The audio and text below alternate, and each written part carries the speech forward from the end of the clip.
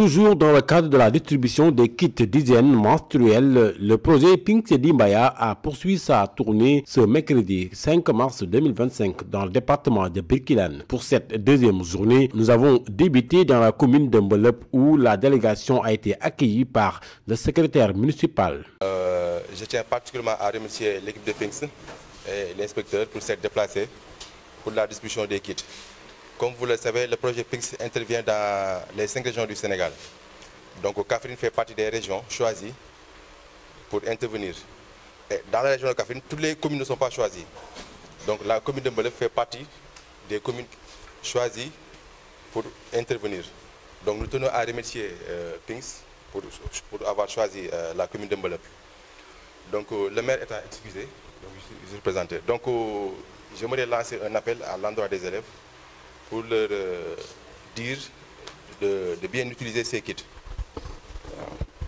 Je vous remercie. Merci beaucoup. Bon, bonjour, moi je m'appelle Moussa Ndiaye. Je suis le responsable de l'inspection médicale. Ça dit, bon, c'est la santé des élèves, quoi. Bon, aujourd'hui, nous sommes venus avec, comme l'a dit l'inspecteur et le projet, vous distribuer des kits d'hygiène. Les kits d'hygiène, comme son nom le dit, kit c'est un ensemble. Hein. Oui, c'est un ensemble constitué d'un savon, des épingles, IKEP, bon, avec des serviettes hygiéniques que vous avez l'habitude d'utiliser de temps en temps, avec un savon pour la laver, et puis avec une pochette là-dedans pour les ranger. C'est-à-dire, ça, l'utilité, c'était juste à ce que les élèves, de temps en temps, ils avaient des problèmes à gérer les règles durant les périodes de menstrues. Quand les élèves d'habitude voient leurs règles, ils avaient des problèmes pour le gérer, faute de moyens. Raison pour laquelle on a construit des kits d'hygiène, un ensemble de matériel qui vous permettront de gérer vos règles discrètement, sans que personne ne le sache, avec tout ce qu'il vous faut. C'est ça que le projet est venu aujourd'hui vous offrir, gratuitement. Donc le projet est à féliciter. Maintenant, si vous aurez ces kits, vous saurez comment les utiliser. C'est bon? S'il y a des questions, même, vous pouvez même les poser aujourd'hui même. Nous allons vous répondre. D'accord? Ok, voilà, c'était tout juste ça. Bon. Au fur et à mesure, ça va se passer. Ok, merci. Donc, voici le kit. Merci le représentant administratif de la commune de Mbelep pour cet accueil. Remercier aussi les élèves qui sont présents aujourd'hui. Donc nous sommes là dans le cadre, comme mon collègue l'a dit, de la distribution de kits d'hygiène. Donc il s'agit du projet PINCH qui est financé par le gouvernement du Canada et qui est normalement déroulé sur 7 ans. Donc au mois de juillet passé, nous avons tenu un comité de pilotage qui s'est tenu au niveau de Kaffrine. Et durant ce comité de pilotage, le plan de travail annuel a été approuvé. Et avec cette approbation, un paquet d'activités a été approuvé. Donc dans ce lot d'activités, il y avait la distribution de kits pour 16 872 filles dans les 5 régions d'intervention du PINCH. Et pour la région de Kaffrine, il y avait 2220 filles qui devaient être assistées. Donc c'est dans ce cadre-là que nous venons aujourd'hui ici, dans la commune de Mbelep, pour vous apporter la dotation de la commune. Donc il s'agit de 56 kits qui seront distribués pour cette première phase aux élèves de la commune. Il faut aussi considérer qu'il y a, en plus de ces kits, il y aura des... Comment ça s'appelle, du fer et des acides foliques qui seront distribués dans les prochains jours. Il y aura aussi une deuxième phase de distribution qui va se tenir et qui va certainement prendre plus de filles pour cette région. Donc au nom du gouvernement du Canada, mais aussi au nom de Nutrition Internationale, voilà, nous vous remercions pour votre participation. Merci beaucoup. Monsieur l'inspecteur, bonjour tout le monde. Ok, moi je m'appelle Adrien Ndour, je suis chargé de projet Livelihood dans le projet Pink Sedimbaya basé à Kaffrine. Donc Pink Sedimbaya, Donc c'est un projet intégré de nutrition et de genre au Sénégal, donc qui est financé par Affaires mondiales Canada, donc pour une durée de 7 ans. Donc le projet a démarré en 2021 pour terminer en mai 2028. Donc le résultat ultime du projet, c'est pour promouvoir l'égalité et l'équité entre les hommes et les femmes, donc pour améliorer la nutrition et la santé de la reproduction des femmes et des adolescentes au Sénégal. Donc les adolescentes, les jeunes filles. Donc 3 partenaires mettent en œuvre le projet sur le terrain. Donc ces 3 partenaires-là, c'est Nutrition Internationale, l'équipe qui est là, donc il y a l'équipe de Nutrition Internationale accompagnée de l'inspection d'académie. Il y a aussi l'inspection médicale des écoles, donc qui est avec nous. Donc ce projet, comme c'est la cible, c'est les femmes enceintes, les femmes allaitantes, les adolescentes jeunes filles, donc pour améliorer leur nutrition et leur santé de la reproduction. Donc c'est dans ce cadre que le projet veut appuyer les jeunes filles, donc les jeunes filles qui sont dans les établissements scolaires, donc collèges et lycées, pour bénéficier de kits d'hygiène menstruelle, donc des serviettes hygiéniques. Donc, parce qu'on a vu que beaucoup de filles, donc quand ils commencent à avoir leurs règles, donc ils s'absentent, donc ils perdent des heures de classe pour ne pas aller à l'école. Donc c'est la raison pour laquelle le projet a jugé nécessaire, donc pour améliorer les conditions de vie et votre bien-être, donc de vous doter de serviettes hygiène, kits d'hygiène menstruelle. Voilà, merci beaucoup. Okay, bonjour tout le monde. On a eu à organiser donc la cérémonie officielle de remise de kits à l'inspection d'académie avec la présence des autorités administratives et territoriales. Aujourd'hui, on est à Mbelep pour distribuer aussi ces kits que le projet PINKS donc, nous a gratifiés. Donc c'est l'occasion véritablement de remercier ce projet, n'est-ce pas, avec ces kits hygiéniques qui sans doute permettront, n'est-ce pas, aux jeunes filles d'apprendre dans des conditions optimales. Donc sans tarder, nous allons donner la parole, n'est-ce pas, à PINKS, n'est-ce pas, aux représentants de PINKS pour véritablement développer, n'est-ce pas, sur l'utilité et l'importance véritablement de ce projet-là. Bonjour, je m'appelle Awa Diallo, j'habite à Mbelep, j'étais en classe de 4e, présidente de pays leader de Mbelep. Tey nag moom kontaan nañ ci li ngeen fi ñëw ndax am na ñu bari ñoo ngi gis règle te xam ni ñu utiliser seen carton yi te carton warul diire yàgg ci sa yaram bi loolu baaxul mën na ci jëlee yeneen feebar yi te tamit li ñu jox nii ni leen ko waxee loolu ngeen ko war a defee moo gën dindi sànni ko ba mën naa indi yeneen feebar mën naa indi tamit yeneen loraange en tant que jigéen soo gis règle war nga set ndax kuy gis règle ak set ñoo ànd. Après cet échange, nous nous sommes rendus au CEM de Mbelep pour remettre au principal son lot de kits d'hygiène menstruelle. Ensuite, nous avons pris la route pour Mabo où nous avons d'abord rencontré l'équipe municipale afin de les expliquer en détail les objectifs de notre mission. Elhadj Babouka, premier adjoint au maire, Ndianko Sakho, chef de village, Abibo Sakho, imam et Modou Diouf, proviseur du lycée, ont pris part à cette rencontre. Le chef de village, l'infirmier ak invité yi fi nekk yëpp di rafetlu vraiment seen teewaay fii parce que PINKS mu nekk projet boo xam ne naam bi fi ñëwee yàggul mais gis nañ fi vraiment ay activités yu am importantes yoo xam ne ni def na ko fi kon tey bu ñëwee ba daanu siwaat si activité bi nga xam ne muy lu sensible si mbiru xale yu jigéen yi surtout fi mu couche bi ñu laal mu nekk lu xam ne ni vraiment dañ koy rafetlu parce que tout récemment rek PINKS def na fi benn activité boo xam ne nii mooy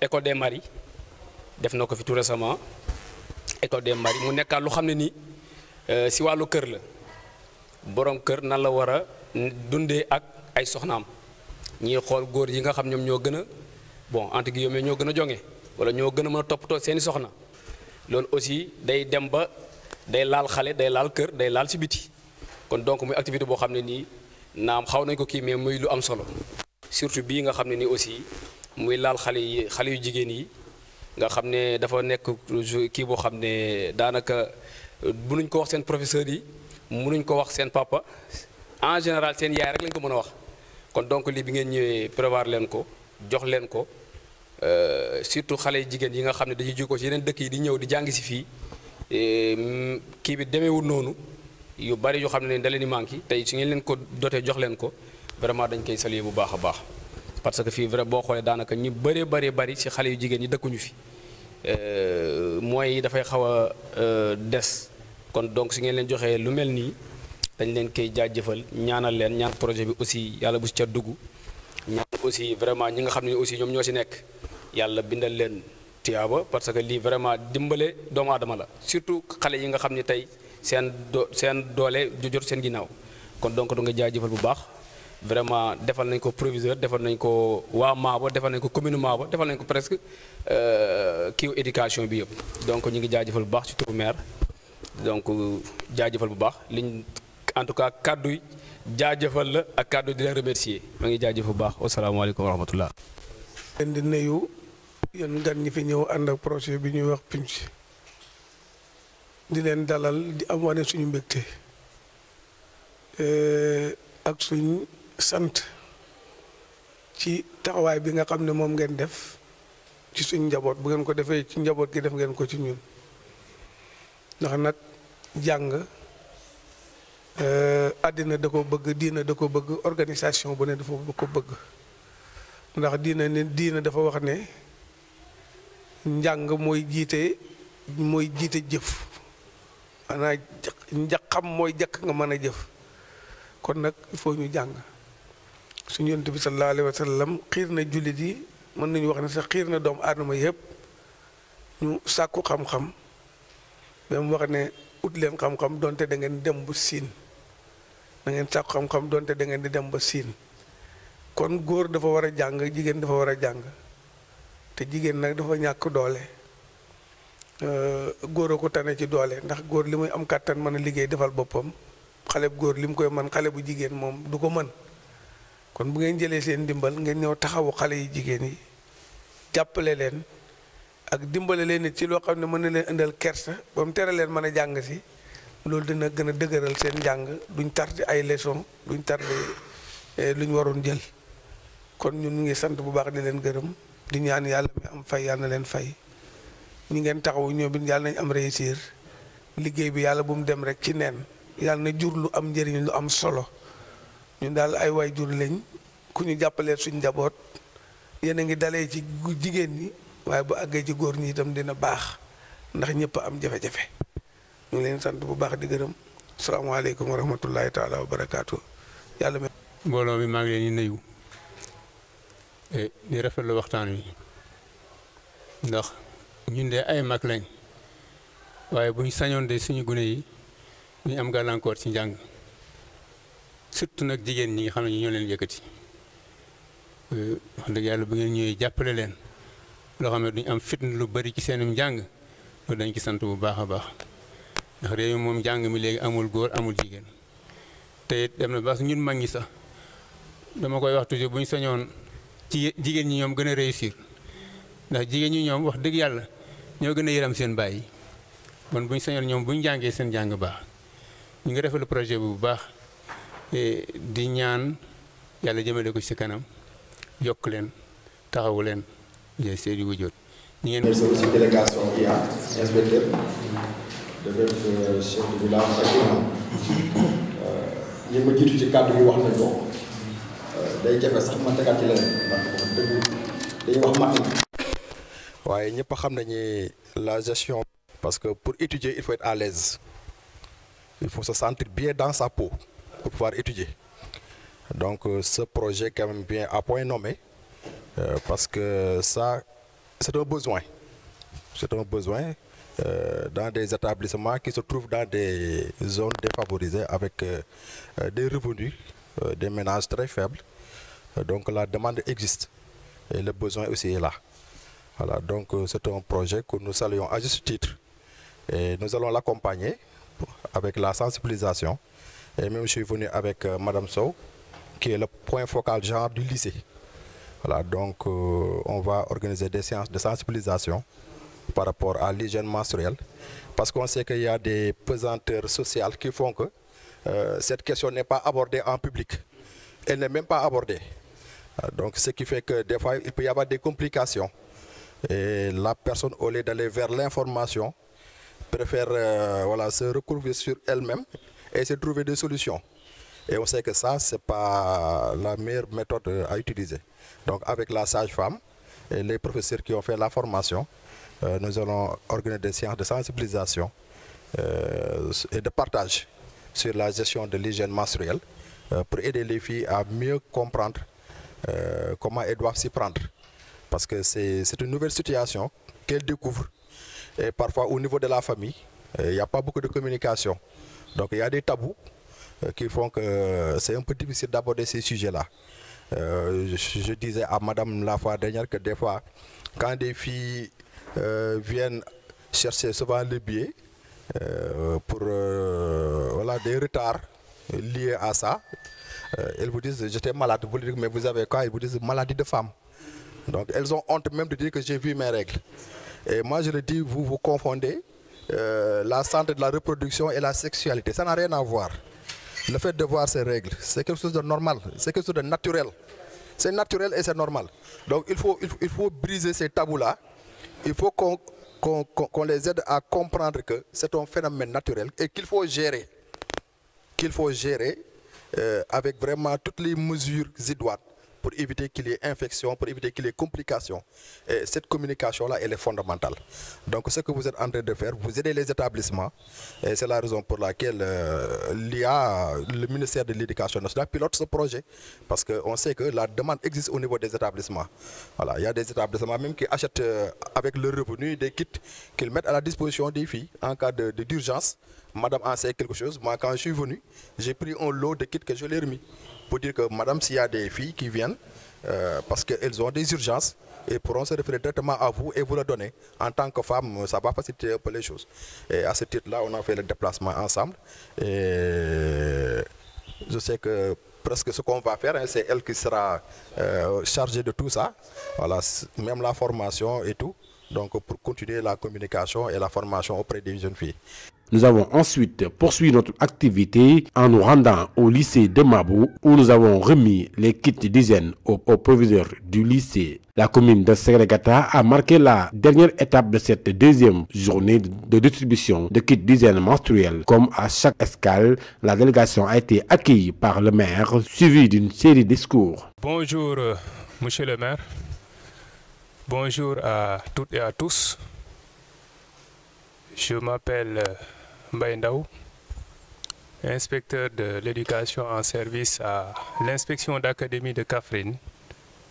Je suis accompagné de Insa Faye, le chargé de l'EBJA, de l'IA, l'inspecteur médical des écoles. L'inspection médicale des écoles est aussi présent, n'est-ce pas? Le reste, c'est l'équipe de PINCS.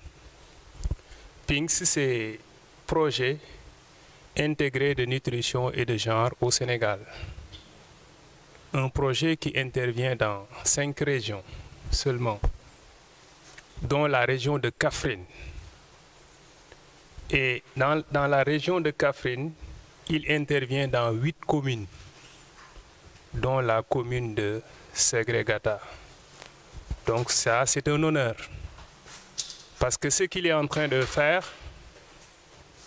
il le fait pour l'académie. Il le fait aussi pour la commune de Ségrégata. Donc merci à PINCS pour cette dotation en kit hygiénique. Une dotation qui permettra sans nul doute, en tout cas aux jeunes filles, d'apprendre dans des conditions optimales. Donc c'est l'occasion vraiment de remercier encore une fois ce projet, le projet PINCS, et les partenaires d'exécution qui l'accompagnent, notamment World Vision et CNDN. Donc voilà, monsieur le maire, là, le projet a montré la voie par rapport donc aux difficultés qui pourraient en tout cas entraver, n'est-ce pas, les études de nos jeunes filles. Donc sans tarder, je vais donner la parole, n'est-ce pas, à un membre de l'équipe de PINKS pour revenir avec nous de manière plus détaillée sur vraiment le projet avec ses interventions et les kits. di nuyu yéen ñëpp ku nekk ci turam ak santam maa ngi tudd Adrien Ndour nekk chargé de projet livelihood ci projet PINKS Ndimbaya toog fale ci Kaffrine donc ànd ak équipe projet bi waa nutrition internationale ki nga xamante ni moo nekk sama wet mooy Cheikh Mbacké mooy chargé des finances am na Ibrahima Ba Ibrahima Diédiou Mamadou Sow ak chauffeur yi ànd ak aussi waa inspection d'académie ñi nga xamante ni ñooy bras technique projet bi ak waa inspection médicale des écoles donc di rafetlu seen teewaay fii nii donc ak seen disponibilité quoi voilà donc projet PINKS bi affaire mondiale Canada waa Canada ñoo ko financé gouvernement Canada moo financé projet PINKS bi donc pour durée projet bi war na def 7 ans tamale na 2021 war a jeex 2028 léegi projet bi ñetti partenaire ñoo ko seq muy nutrition internationale équipe PINKS bi nga xam ne ñoo fi teew waa nutrition internationale lañ am na partenaire World Vision ak partenaire conseil national de développement de la nutrition XCLM quoi donc ñett ñooñu donc ñooy dérouler projet bi sur le terrain waaw projet bi cible bi ñan la jigéen yi ak xale njagamaar yi donc jigéen yu ëmb yi jigéen yuy nampal ak njagamaar yi nga xamante ne donc entre 10-19 ans donc ñooñu ñooy cible projet bi projet bi moo ngi intervenir aussi ci région de ci 8 communes donc Ségrégata bokk ci donc ci commune Ségrégata am na activité yi nga xamante ne projet bi commencé na ko dérouler ak xale njagamaar yi donc jeune fille adolescente avec bureau conseil adolescent monsieur Cissé bu Bazo Kaffrine donc moo ñuy accompagner chaque fois bu ñu soxlee ay xale yu jigéen yu ñu war a former ci wàllum nutrition santé de la reproduction moo ñuy aider ñu identifier xale yooyu donc pour faire defagum na ñaari formation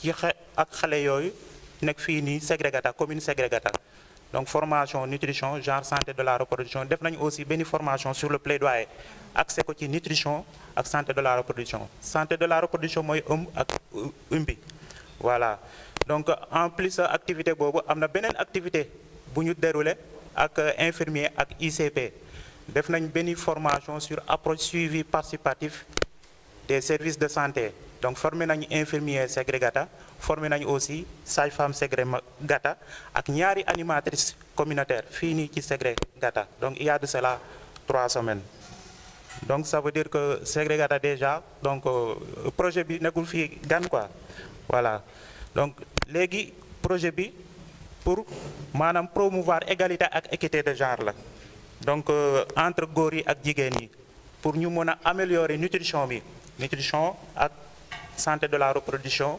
pour jigéen yi fii nii ci Sénégal ok léegi nag projet bi comme xale yi jigéen yi bokk nañ ci cible bi donc mu ne xale yi jigéen yooyu donc bu ñuy commencé gis seen baax donc ñi nga xamante ñoo ngi école dañuy rus sa dem école voilà des fois bu leen dalee ci biir école sax bon dañuy frustré wu quoi donc loolu moo tax nag projet bi jóg mu ne da leen jàppale maanaam jox leen ay serviettes hygiéniques xale yi nga xamante ne commencé nañ gis seen baax xale jigéen ñi nga xamante ne ñoo nekk ci collège bi muy CM Mabo donc loolu moo tax voilà CM Ségrégata loolu moo tax ñu ñëw fii tey pour remettre leen en présence maire bi serviette hygiénique kit d'hygiène menstruelle donc bu ñu fi paree après dinañ dem ci collège bi donc gis ñi fa nekk pour def remise officielle bi voilà merci beaucoup. Merci beaucoup maire. Bonjour chère autorité. Je m'appelle Cheikh Mbacké, je suis le responsable financier du projet pour le cadre de nutrition internationale. Donc, je suis basé à Dakar. Donc, comme mon collègue l'a dit, donc c'est un projet qui est financé par le gouvernement du Canada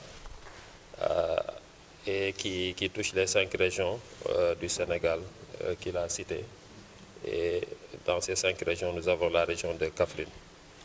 Donc, au mois de juillet de l'année passée, nous avons tenu un comité de pilotage pour définir les activités qui seront sur le plan de travail de l'année 3, qui vont être déroulées dans les 5 régions. Donc, dans ce plan de travail, il y avait plusieurs activités qui ont été déroulées. Ce n'est pas seulement ce qu'on fait aujourd'hui, mais comme on l'a dit, c'est un projet intégré, voilà, qui a beaucoup d'interventions. Voilà, ça touche les filles, les GIE, voilà. Il y a beaucoup d'interventions en tout cas qui sont faites. Donc pour ce qui nous réunit aujourd'hui, donc il y avait une enveloppe qui avait été dégagée de 122 millions pour les 5 régions et pour toucher 16 872 filles. Donc pour la région de Kaffrine, nous avions 2220 filles, voilà, qui devaient être touchées. Et pour la commune de Ségrégata, nous avons, avec l'appui de l'IA, eu un lot de 126 kits qui vont être, pour cette première phase, 126 kits, voilà, qui vont être remis pour cette première phase, voilà. Donc il y aura aussi d'autres phases, comme mon collègue l'a dit, c'est juste une première phase, voilà, et ensuite, pour les autres années aussi, des kits vont être remis. Il y a aussi du fer et de l'acide folique qui sera remis dans les prochains jours. Et donc tout ça, en tout cas, rentre dans l'intervention du projet. Donc au nom du gouvernement du Canada et de Nutrition Internationale, mais aussi des autres partenaires de mise en œuvre, nous venons vous amener ce lot de 126 kits. Merci beaucoup. Bismillahi rahmani rahim. Alhamdulillahi rabbil alamin. Wa ba'd, assalamu alaikum wa rahmatullahi wa barakatuhu. Mbokk yi gannaaw bu ñu leen nuyoo ñu ngi leen di ziar di leen masawu coono di leen waxi tamit dal leen ak jàmm defee rafetlu tamit seen ñëw gi sant gërëm bëgg tamit ñu def nañ daan def jataay buñ mos a toog tàmbalee ko ak ñaan terminé ak ñaan defee ñu bokk jàng Fatiha ñun ñëpp jaamoo ko yàlla teg ci salaatul Fatihi def ko hadiye ci yonent bi qul a'udhu bi rabbil falaqi qul a'udhu bi rabbin naasi ñu tëjewaat ko salaatul Fatihi ñaan yàlla tàmbali ci bismillahi rahmaani rahim waaye àggale yi tamit ci alhamdulillahi rabbil alamin subhaana rabbika rabbil izzati amma yasifuuna wa salaamun ala al mursalina walhamdulillahi rabbil alamin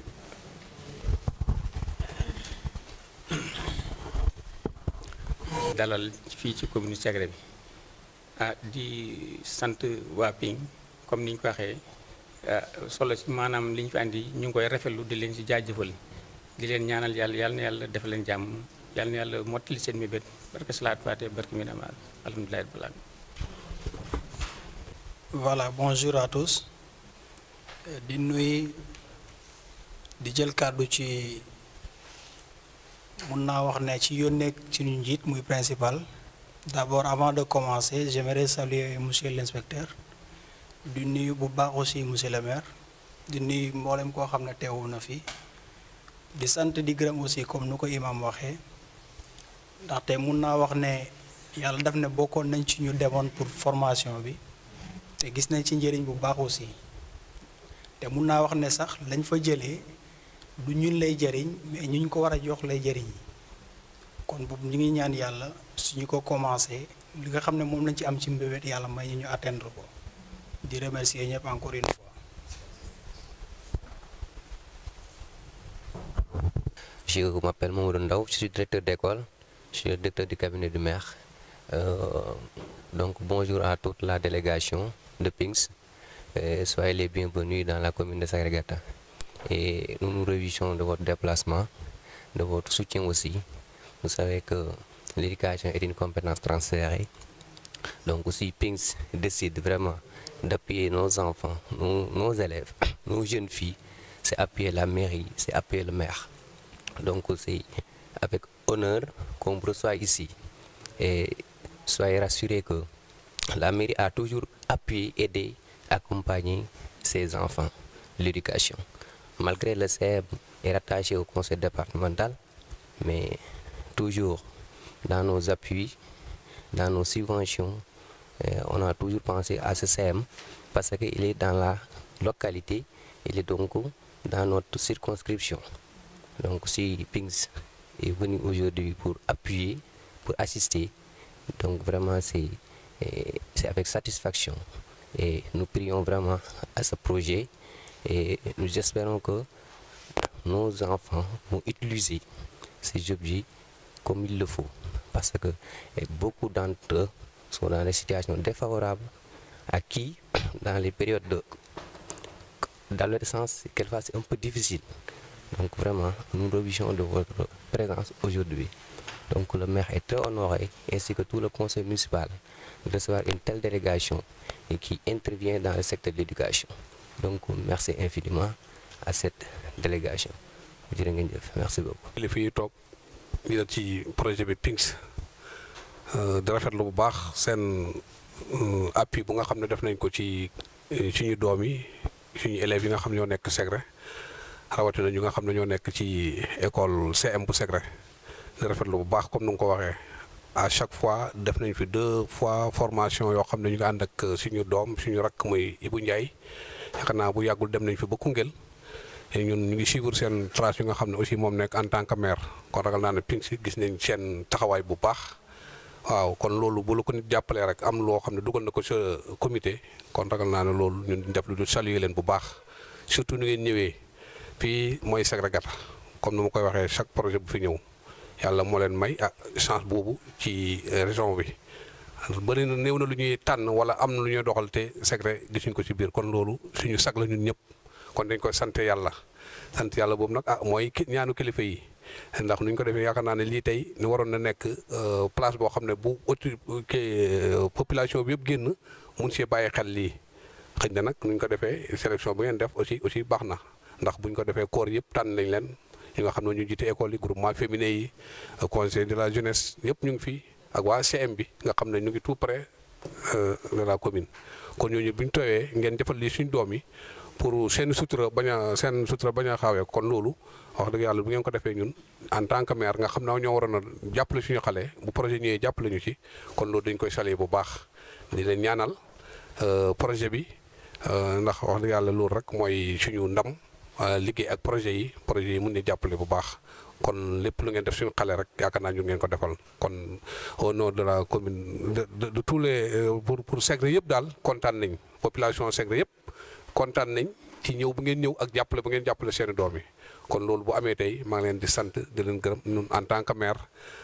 ci koor lañ nekk imam ñaan na léegi waaye dañuy gën a yokk imam joxaat beneen dog ñu dellu ñaanal leen ci koor gi ñu nekk ndax weeru koor lépp loo ci ñaan rek yàlla da koy nangu yéen suñu kii ngeen ñëpp ngeen ndax am na ko fi ñëw léegi Pam Ndaw wax ak moom kon rek naa ñun doomi Sénégal lañ lépp luy yokk Sénégal rek dañ ci war a taxaw rawatina nag suñu xale jigéen yi nga xam ne à chaque fois war nañ gën a bàyyi xel ci ñoom ci njàng meek ci ñuy utiliser seen bopp ak yooyu yëpp bu ñu toogee tey avec docteur Dieng aussi mu ngi fi docteur bu nga xam ne moo nekk ci hôpital mu ngi fi Codec ñoom ñëpp presque mu eboon ku ci nekk ba ñu la ko yëgalee da nga bàyyi sa temps bàyyi ci lépp ñëw ngir fekkee ko kon ragal naa ne lii mooy waral gan bu ëllëgee bu ñëwee bu xoolee dem xam ne man mi ñañ ma recevoir ñi contentement bu baax lañ am kon nag ñu ñuy def daal mooy ñu delloo imam kàddu gi mu ñaan après bu sa waay tëjee ñu dem CM ba lu ngeen fa war a def ngeen def ko ñu seen disposition merci jërëjëf asalaam.